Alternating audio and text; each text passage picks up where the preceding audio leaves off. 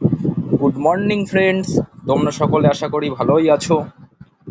West Bengal police পরীক্ষার্থী আগামী 17ই August যে শান্তিপূর্ণ মিছিল করেছো এবং তা সফল হয়েছো, তার ফলে আশা করি আগস্ট মাসের শেষ সপ্তাহে রেজাল্ট পেতে চলেছো।